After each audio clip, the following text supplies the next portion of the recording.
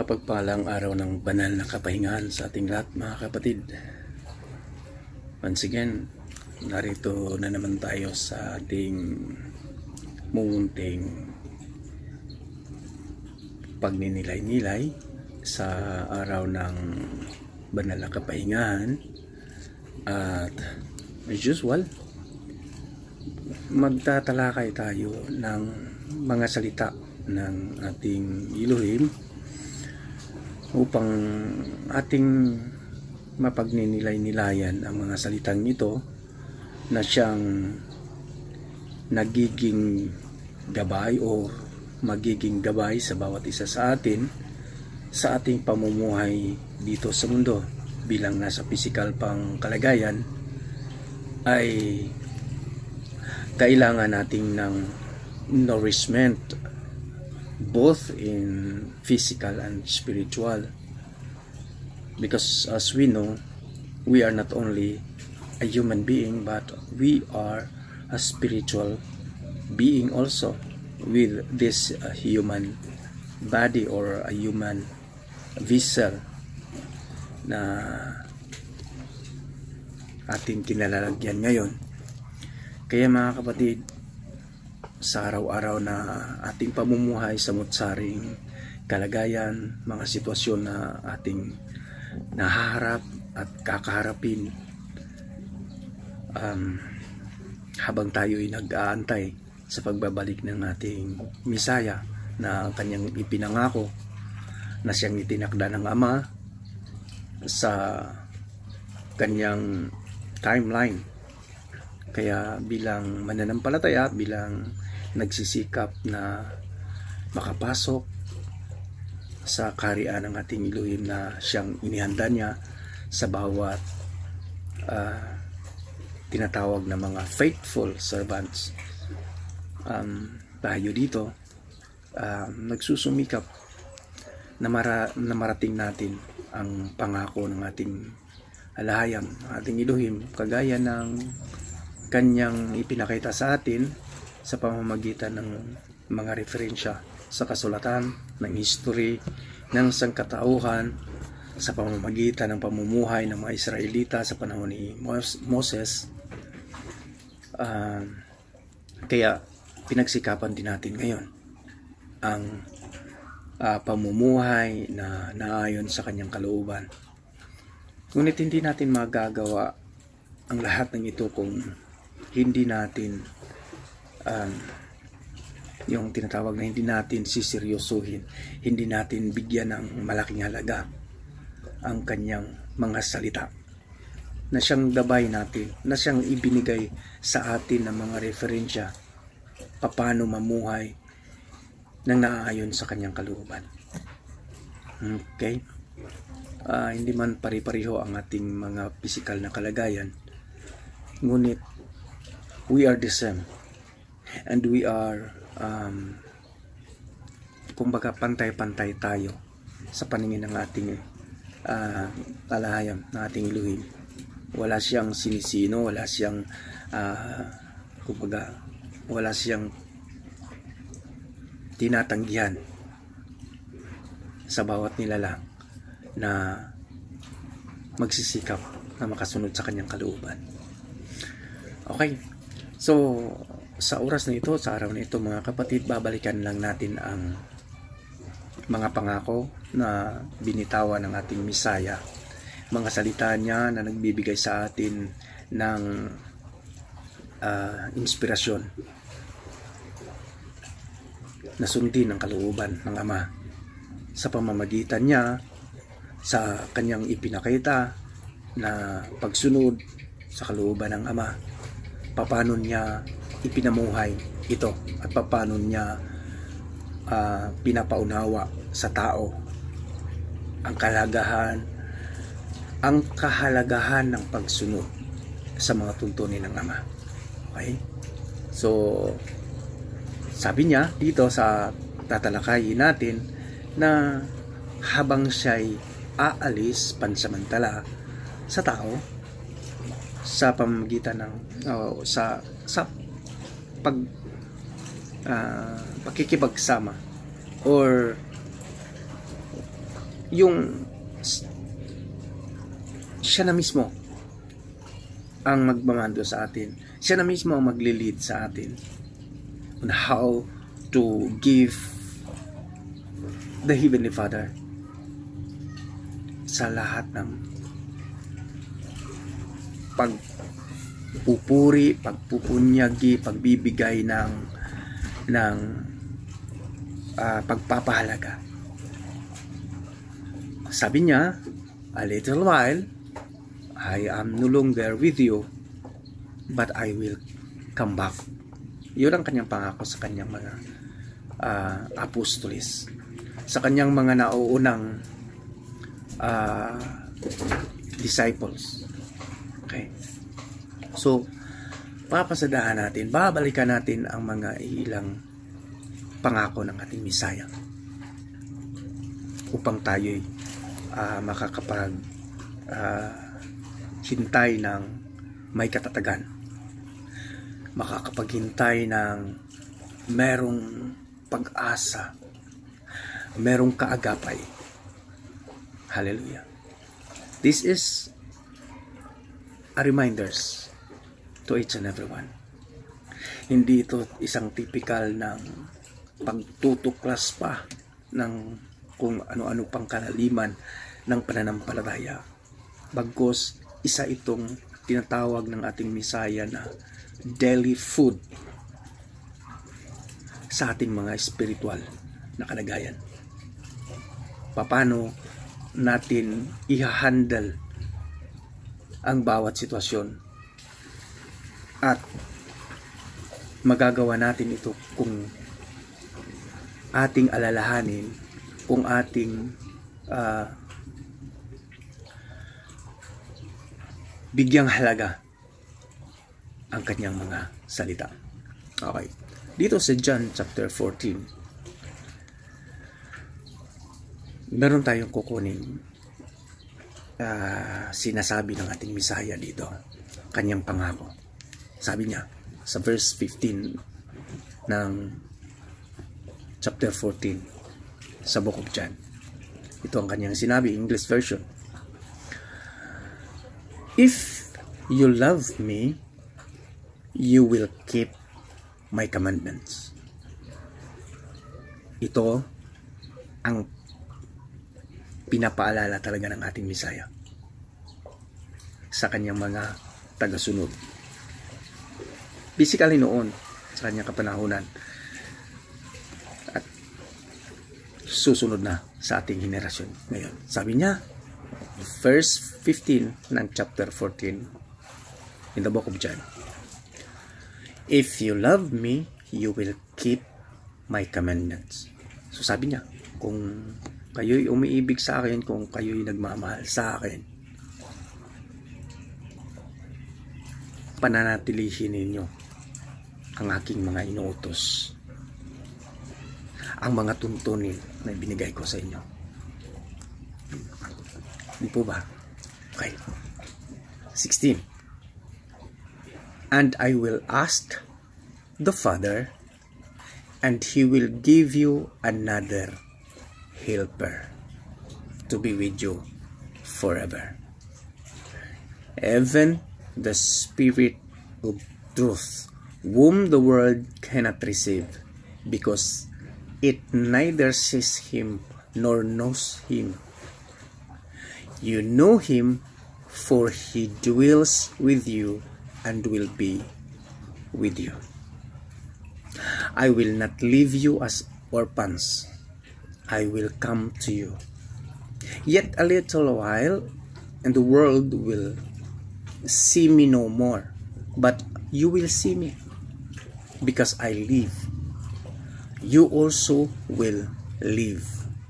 In that day, you will know that I am in the Father, and you in me, and I in you.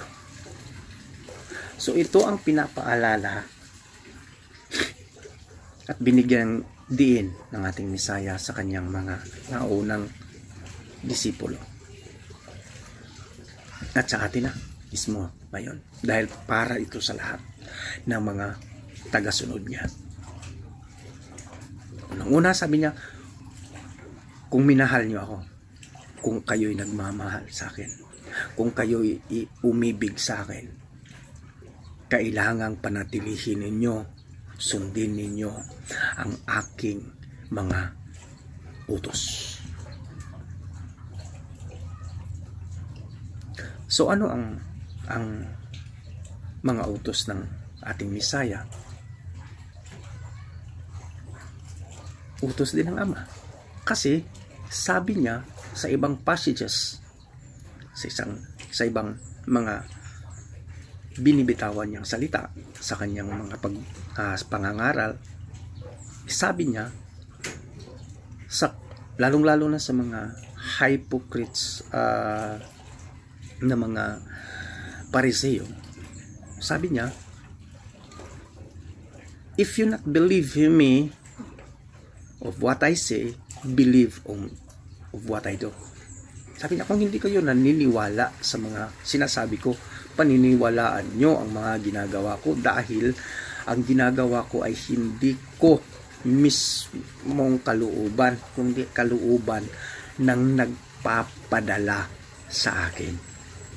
Tinuturuan niya ang tao, ang mga Israelita, sa tunay na pagsunod at pananampalataya sa ating Ama. Sabi niya, ang mga sinasabi ko sa inyo, ang mga sinasalita ko sa inyo ay hindi sa akin mismo, kundi mga salita sa nagpapadala sa akin. Ibig sabihin, may isang ultimate and superior being than the Messiah. Hindi niya ginagrab ang katungkulang iyon. Pinaparating niya sa mga Israelita noon hanggang sa ating kapanahonan ngayon na siya ipinadala ng Ama. He is not the Father itself. Sabi niya, kanyang salita ito, at mababasa pa natin ito dito mismo sa ating tinatalakay ngayon. Pinapahiwatig niya na siya'y sumusunod sa kanyang Ama na nagpapadala sa kanya. Gayon din kayo, sabi niya, ganun din kayo na sumusunod sa akin. If you love me, you will keep my commandments, and I will ask the Father, and He will give you another helper. Ano sabi niya? Kung kayo'y nagmamahal sa akin, kung kayo'y umiibig sa akin, kailangan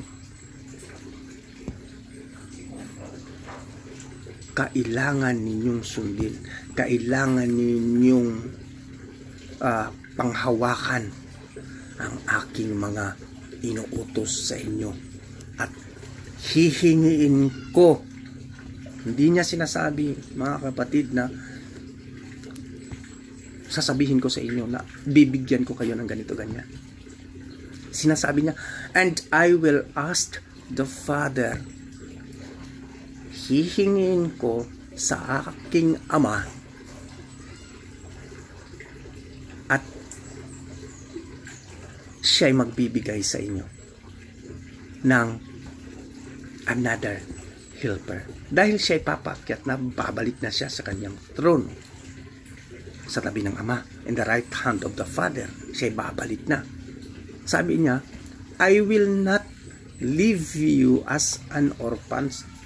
Hindi ko kayo iiwanan na mga orphans na walang mga magulang, walang makakatulong sa inyo, na walang tutulong sa inyo, na wala kayong kaagapay.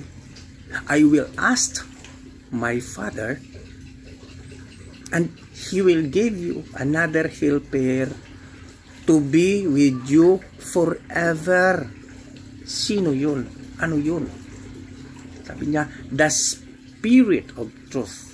Sino ang Spirit of Truth? The Spirit of the Father, that the Father sent by the name of His only begotten Son. Sa pangalan ng Messiah Yahushua, ipinadala ng Ama ang ating helper. That sabi ng ating Messiah, to be with you forever. Ang sanlibutan ito hindi makaka kumbaga hindi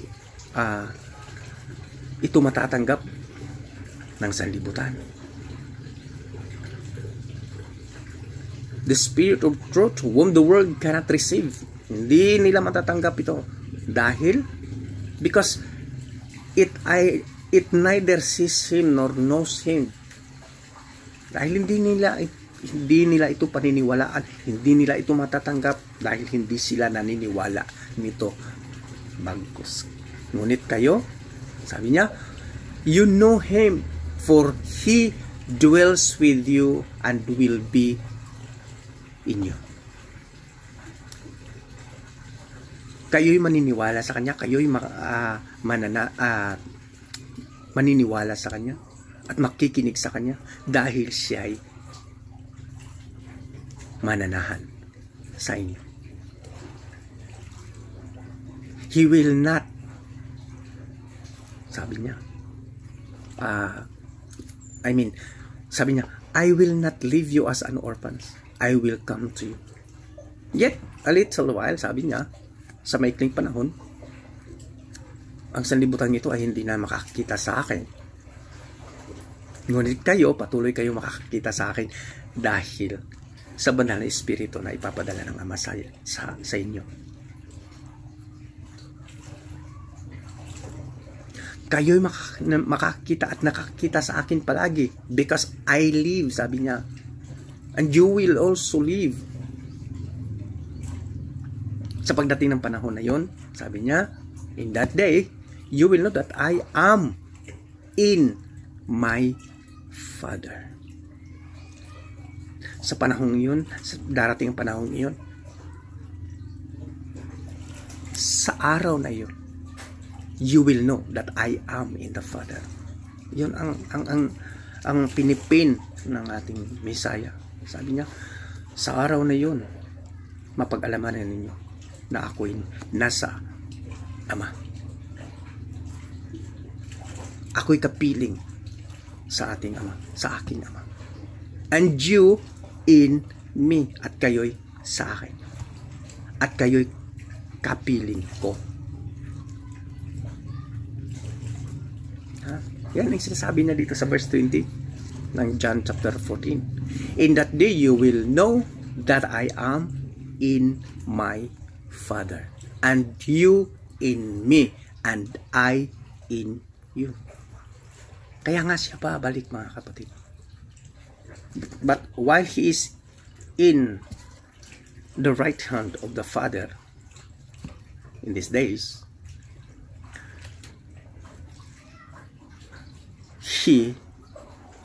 sabi niya, He shall not leave as an orphan. Kaya nga may banal na Espiritu. Kaya nga tayo naniniwala na ito ang magbibigay sa atin ng confirmation that we are in the right track. If we believe, if we hear the voice of our Elohim through His Spirit. Diba? Hindi tayo iniwanan ng Messiah ng nag-iisa. Binigyan niya tayo ng kaagapay. Ang banal na Espiritu na siyang magpapaalala sa atin sa kanyang mga salita at sinasalita noon. Ang banal na Espiritu ang siyang magpapaalala sa atin ng mga iniutos ng Ama. Hallelujah. In verse 21, sabi niya, whoever has my commands and keeps them, he it is who loves me. And he who loves me will be loved by my Father. And I will love him and manifest myself to him. Hallelujah. Grabe ang declaration dito. Malinaw ang deklarasyon ng ating Messiah. Sabi niya, whoever has my commands and kept them. Kung sino man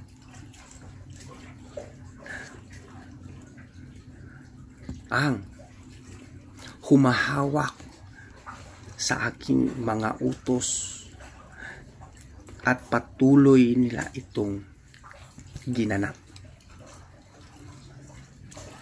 he it is who loves me. Kung sino ang patuloy daw, sabi dito sa salita ng Misaya mismo, ha? Kung sino man ang patuloy na nagpapahalaga, umaangkin, niyayakap,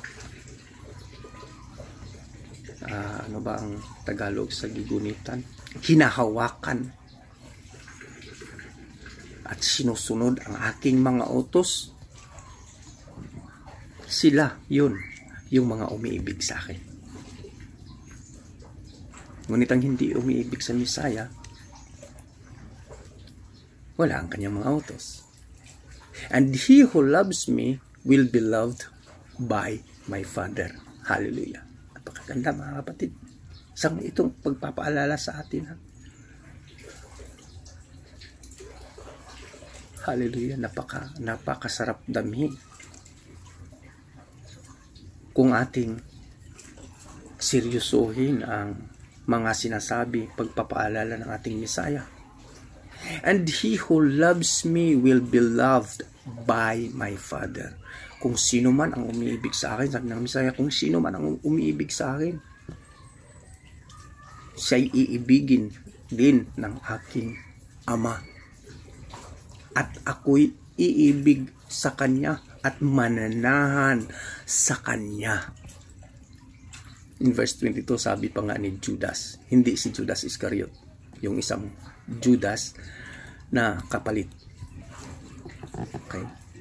Judas said to him, Master, how is it that you will manifest yourself to us and not to the world? Parang tinuturuan pa ni Judas ang Misaya, no? Sa kanyang dapat gawin. Pero nagtatanong lang naman. Concern lang naman si Judas dahil sabi ni Judas sa kanila kasi alam na nila sino ang Misaya at sila'y sumusunod na sa Misaya, kaya nakapagsabi ang apostolis na ito, ang disipulong ito, na sabi niya, bakit? Master, Rabbi, bakit sa amin ka lang mananahan? Bakit sa amin ka lang nagpapakilala? Bakit hindi mo ipakilala ang inyong sarili at mananahan sa mundo? Baga, isa sa mga sinasabi ni Judas, alam namin ikaw eh. Naniniwala na kami sa inyo. Doon ka, sa labas, sa sanlibutan, magsasabi sa mga sinasabi mo sa akin. Diba? Yun ang ibig sabihin ng katanungan or sinasabi ni Judas sa pagkakaintindi natin. Ngunit anong sabi ng Misaya? In verse 23, sabi niya, Yahushua answered him, If anyone loves me, he will keep my word, and my Father will love him, and we will come to him and make our home with him. Whoever does not love me does not keep my words, and the words that you hear is not mine, but the Father's who sent me. Ayan na.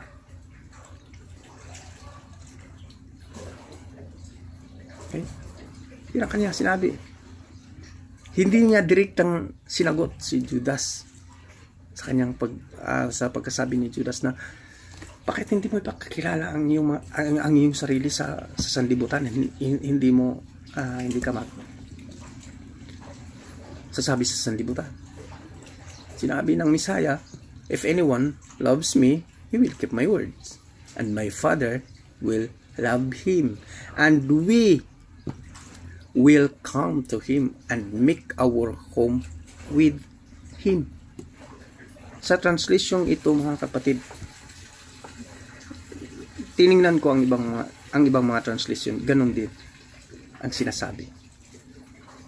Upang atin lang mapatunayan,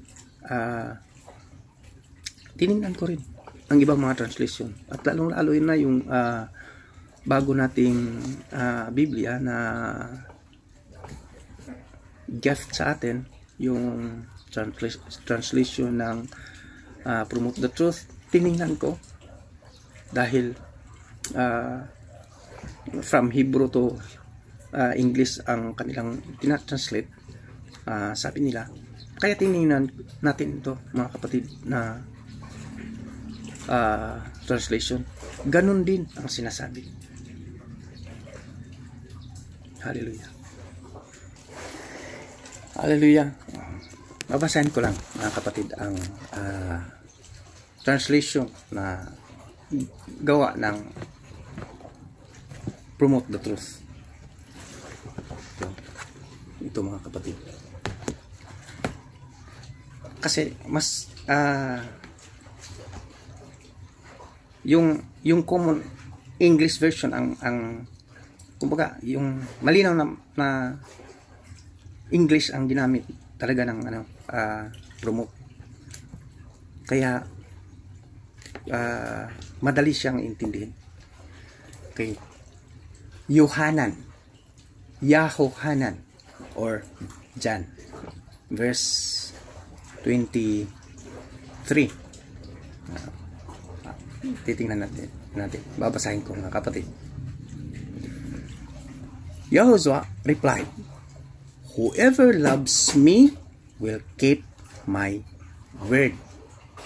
My Father will love them, and we will come to them and make our home with them." Ganun din ang sinasabi. Kaya iba't ibang translation ang tinitingnan ko, mga kapatid, para mas malinaw na natin ang sinasabi ng Messiah. Okay? So dito sa translation na kinukuha natin, yung sa tawag dito, English Standard Version, sabi niya dito in verse 23, Yahushua answered him. Pinalitan ko na, although dito sa promote talagang word for word pinalitan na nila ang pangalan ng Messiah.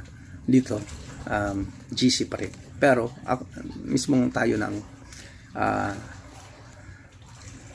nagpalit dito. If anyone loves me, he will keep my words, and my Father will love him, and we will come to him and make our home with him. Ito ang sinasabi ng English Standard Version. Dito sa promote, ito ang sinasabi din. Yahushua replied, "Whoever loves me will keep my word." Commandments dito sa English Standards. Dito, my word. My Father will love them, and we will come to them and make our home with them. So, mga kapatid, dito ini-emphasize ng ating Messiah ang kanyang papel bilang sugo ng Ama. In-emphasize ng ating Messiah dito na hindi nagbabago ang Ama. Hindi nagbabago ang mga utos at alituntunin ng ating Ama. He is the ultimate representation of the Father, our Messiah also. Kaya nga siya nakapagsabi sa mga audience niya noon, sinabi niya ni Tomas, bakit Tomas, na sinasabi mo pa, ipakita mo ang Ama at kami maniniwala na. Sinabi ng Messiah, kung sino man ang nakakakita sa akin ay nakakakita na ng sama. Bakit? Because He is the ultimate representation of the Father, the authority itself. Ngunit sabi ng Misaya, hindi sa akin lahat ang mga sinasabi ko, kundi sa Ama. Ibig sabihin, labaw pa ang Ama sa Kanya. Hindi ginagrab ng Misaya ang pagkatao ng Ama, kundi sinasabi, ini-emphasize niya na ang lahat ng ginagawa ko ay para sa Ama at galing sa Ama. Ang lahat ng mga iniuutos ko na sinasabi kong mamahalin ninyo, kung kayo nagmamahal sa akin, panatilihin ninyo ang kautusan iyon, kami ay mananahan. Ako at ang Ama ay mananahan sa inyo. Ano ang ini-emphasize natin dito, mga kapatid? Yung mga tuntunin na ibinigay ng ating Ama na lalong pinalinaw ng Misaya paano ito susundin ng tao, dahil ang dami ng reklamo ng mga Israelita sa history. Kung titingnan natin ang history ng kasulatan, nagrireklamo ang mga tao, specifically ang mga Israelita, sa mga kautusan, lalong-lalo na sa pagdating ng mga invaders, lalong-lalo na sa mga pagdating ng mga hijackers ng Torah. Dinagdagan ang mga kautusan ng Ama ng sariling kautusan ng tao. Kumbaga, meron silang mga revision na ginawa. Malinaw yan na binigyan ng example ng ating Misaya. Yung kautusan ng Ama na honor your father and your mother, na may kaakibat na pangako na sinasabi na kung gagawin mo ang pag-honor sa inyong mga magulang,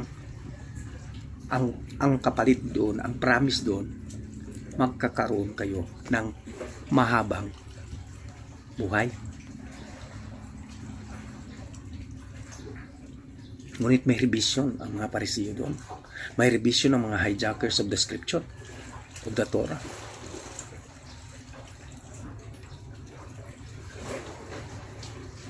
Meron silang nirevise doon na pwede na i-honor mo yung mga magulang sa pamamagitan ng pagsusuporta nyo sa kanila ng kanilang mga pangangailangan. Okay na yon, kahit hindi nyo na sundin ng buo ang kanilang bilang magulang. Say, a small twist sa Torah, malaking impact, malaking pagbabago, kunting twist lang sa Torah. At yun ang ini-emphasize ng Misaya. Yun ang itinutuwid ng Misaya. Dahil nagrireklamo na ang mga tao, mabigat na masyado ang pagsunod sa Torah dahil kisyo ganito, ganyan. Ang ginawa naman ng mga Christians din, nasubrahan naman din, binaliwala na, halos binaliwala na tuloy ang Torah dahil ginawa na daw ng Misaya lahat. Self-serving na naman, kagaya pa rin sa ginawa ng mga Parisiyo na revision,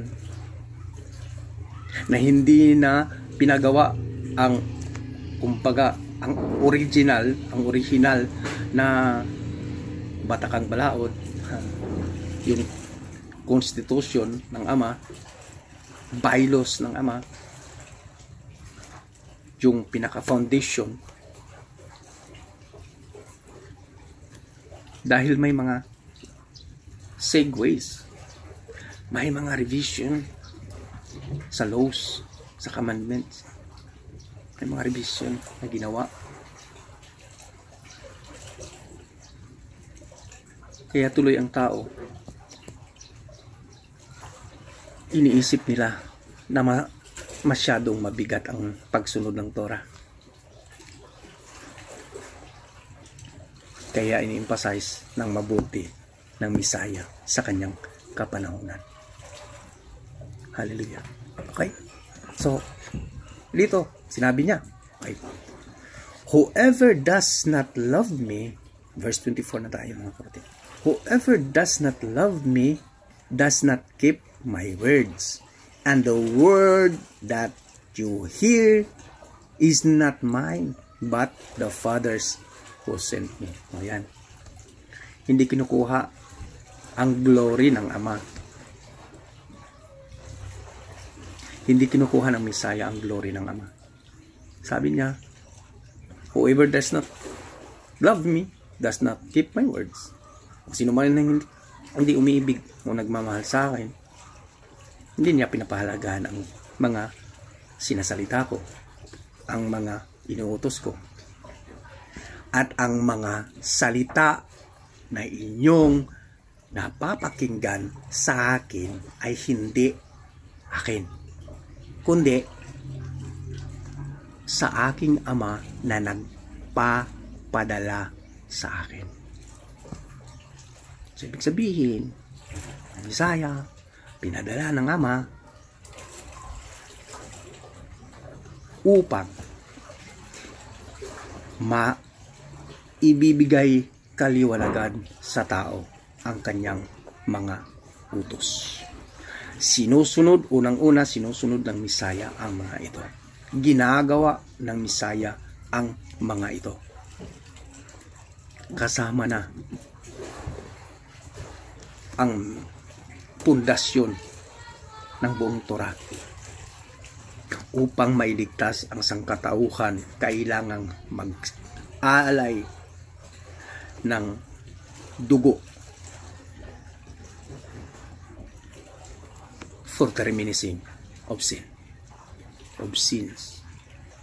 Yun ang glimpse na ibinigay ng Ama doon kina Moses.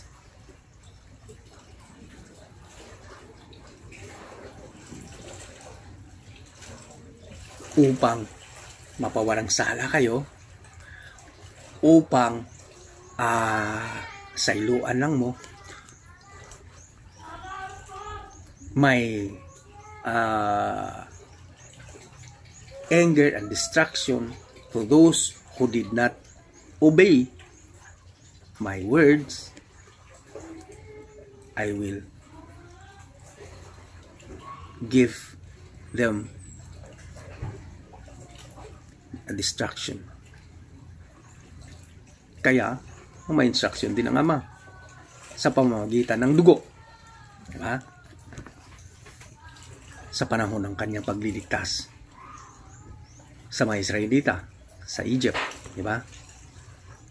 So nagkatay sila ng tinatawag na Passover lamb. At patuloy na ginagawa yun ng mga Israelita hanggang sa kapanahunan. Sa pagdating ng Misaya, ginagawa pa rin nila ang tuntunin na yun. Dahil sinabi ng Ama, tuntunin yun magpakailan man. Ngunit, pagdating ng Misaya, dahil binigay talaga ng Ama ang ultimatum, dahil nagrereklamo na ang dahil matigas talaga ang ulo ng kanyang my people. Yan, pinagbigyan na naman, pinadala ang Misaya. upang gaganap once and for all para sa lahat, para sa nakalipas, para sa kasalukuyan at sa hinaharap. The ultimate Passover blood came from the one and only chosen by the Father, the Messiah, also kanyang dugo mismo. Hallelujah. So meron bang tinataboy, pinawaglit, nakautusan ng Misaya? Wala. Pagkus kinaklaro ng Misaya paano sundin ang mga ito. Okay? So binabalik-balikan lang natin mga kapatid as pagpapaalala sa ating lahat. Okay? Tuloy tayo mga kapatid. In verse 25 sabi niya dito, "These things I have spoken to you while I am still with you." Ang lahat ng mga ito na mga sinasabi ko sa inyo samantalang nandito pa ako. "But the Helper, the Holy Spirit, whom the Father will send in my name, He will teach you all things and bring to your remembrance all that I have said to you." 20, verse 25 and 26 hanggang 27. Dito sa promo, babasahin natin. 25, verse 25. "I have said these things to you while I am with you." Diba? Kumbaga, simple English ang ginagamit talaga. Yung madaling maintindihan ang kanilang ginamit. Diba? Verse 25, "I have said these things to you while I am with you." 26. "However, the Comforter, who is the set apart Spirit," okay, dito sa English Standard Version, the Holy Spirit. Okay. "Whoever the Comforter, who is the set apart Spirit, whom the Father will send in my name," okay, "He shall teach you everything and shall remind you of everything I have said to you." Pareho lang ang kanilang sinasabi sa translation, sa dalawang translation na ating binasa, mga kapatid. Messiah emphasizes na hindi siya ang pinakataas, kundi ang Ama, at ang Ama ang pinakataas, at binigyan ng recognition, ang representation ng kanyang anak, ang Messiah, at binigyan din ng linaw na ang Espiritu ng Ama mismo ang ipapadala sa mga mananampalataya, sa totoong mananampalataya, sa mga totoong mananampalataya sa pangalan ng anak. Di ba merong construction of events dito na ating makikita, mga kapatid, na dalawang persona ang sinabi ng Messiah, ang pinakita ng Messiah, the Father and His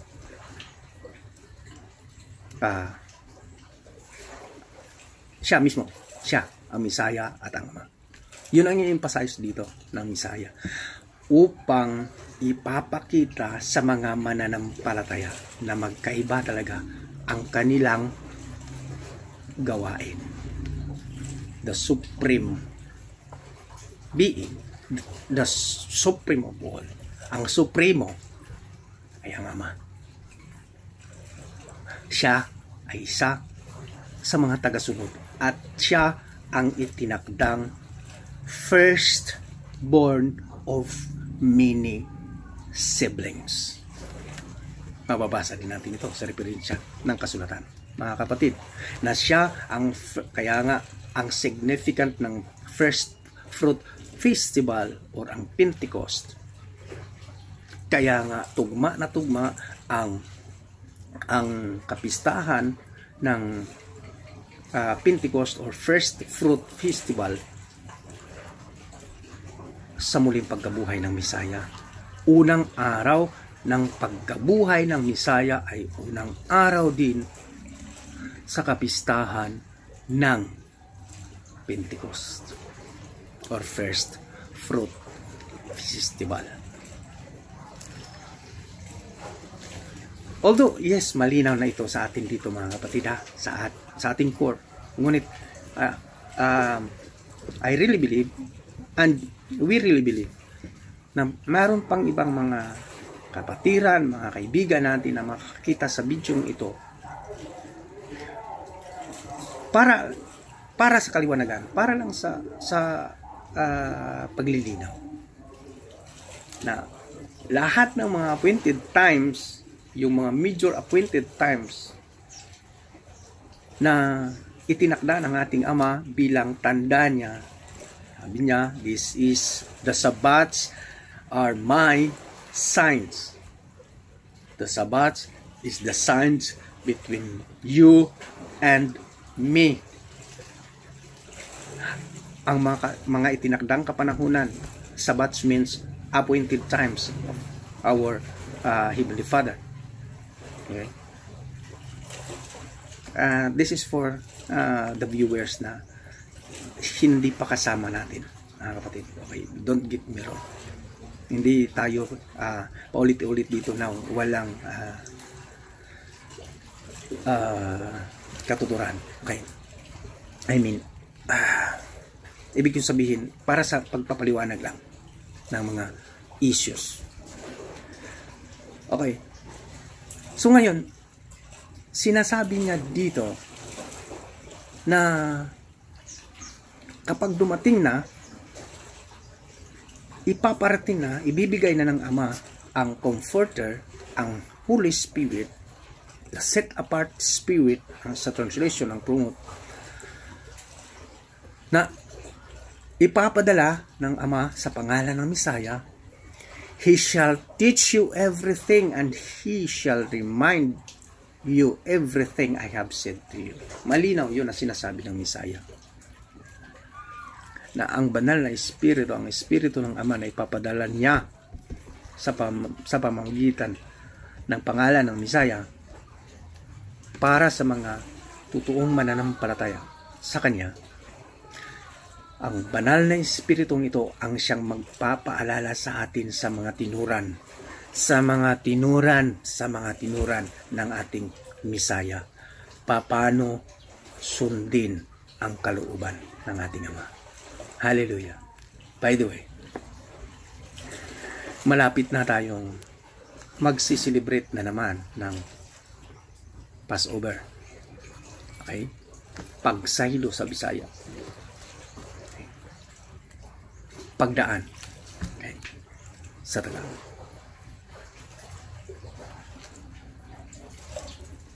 Natatapat ngayon ang ating selebrasyon sa Passover sa April 12.